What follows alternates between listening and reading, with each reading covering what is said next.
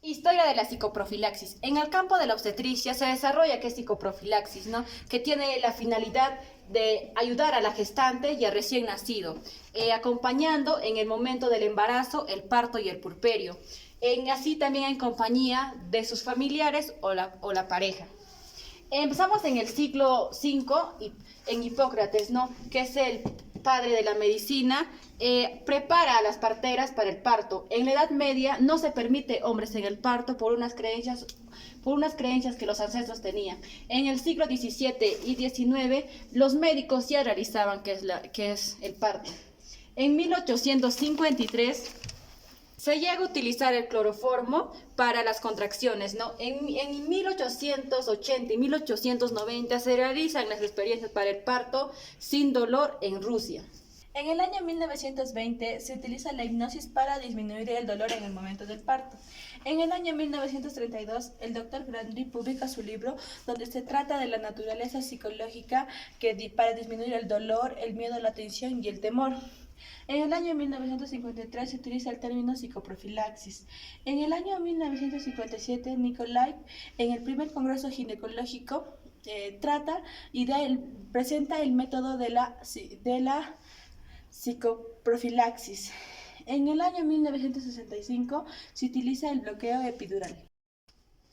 Escuela rusa. Esto se le conoce como un método parto sin dolor, donde los doctores Belbosky, Platinov y Nikolov en 1923 pues trabajan en la analgesia hipnosugestiva, donde ellos pues buscaron y practicaron la indolorización del parto, que quiere decir parto sin dolor, ¿no? Pero ellos al realizar este procedimiento pues no les resultó, entonces se basaron en la teoría de Pavlov, donde pues él menciona que el dolor es un reflejo condicionado que se basa pues en procesos fisiológicos como la contracción uterina. Entonces que él mencionaba que debía haber contracción uterina para que haya un parto, ¿no? Dicho eso, ellos fundaron una escuela para la preparación del parto sin dolor, donde menciona sus bases teóricas. Pues menciona que el dolor pues es un fenómeno de masa donde pues influye lo que es la emoción, la cultura y los factores sociales, ¿no?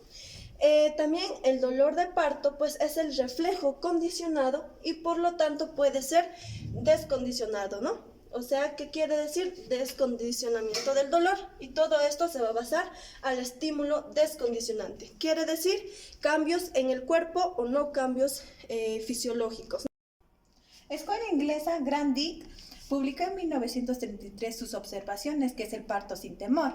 Las bases teóricas que se basaba es el origen del dolor, las tensiones de las fibras musculares uterinas, el estado emocional de la persona, el síndrome que es el temor, las tensiones y el dolor, ¿no? Él también crea el famoso triángulo, el temor, dolor y tensión. El temor es el principal agente productor del dolor en el parto natural, ¿no? También menciona que hay dos tipos de dolores, que son los dinámicos en el parto, el miedo que ocasiona también las tensiones.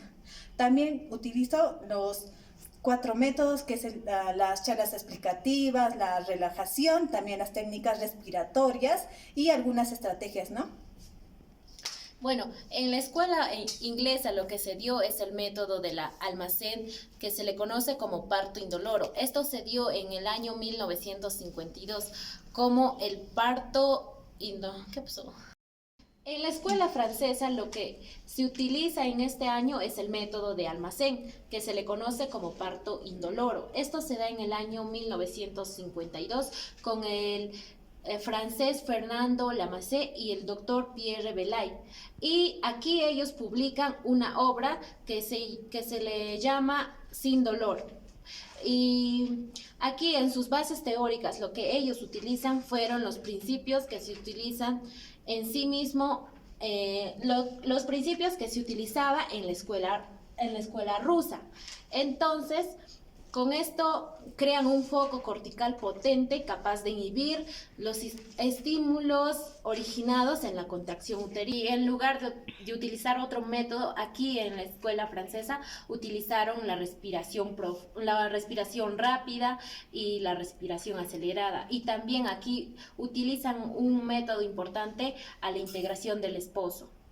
Bueno, con eso concluiríamos todo. Gracias.